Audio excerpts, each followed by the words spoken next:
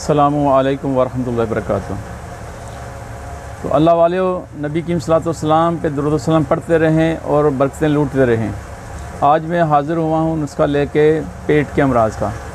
जैसा मर्ज़ी अफारा हो, बदहज़मी हो, भूख ना लगती हो, गैस कब्ज़ का मसला हो, तो उसके लिए ये बड़ा नायाब तोहफ़ा है। इसको जैसे मर्ज़ी इस्तेमाल करें, सुबह दोपहर शाम इसको करें, सफ़र में अपने साथ रखें। बिल्कुल आसान है और बिल्कुल हजूम भी इसका कम है। आपने सज्जी खार लेनी है।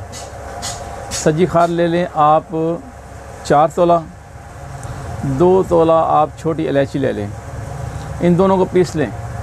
तो ये आप नीम गर्म पानी के साथ तीनों टाइम इस्तेमाल करें, सुबह दोपहर शाम, छोटी चाय वाली आधी चम्मच। तो इंशाअल्लाह बड़ा फ़ायदा होगा।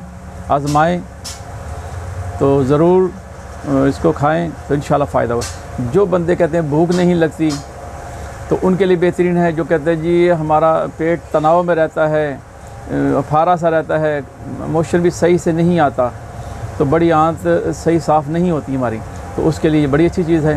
इसको करें इस्तेमाल, इंशाअल्लाह फ़ायदा होगा। अस्सलामु अलैकुम वरहमतुल्लाहि वबरकातुहू। अल्लाह ताला आपको शिफ़ा अता फ़रमाए।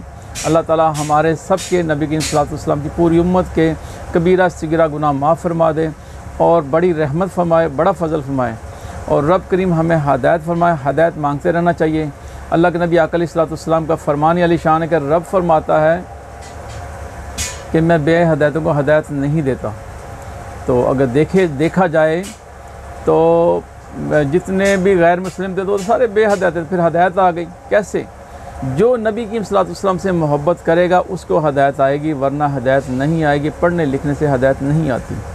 अल्लाह के नबी आका अलैहि वसल्लम से मोहब्बत करेंगे तो रब करीम हदायत फरमा देगा।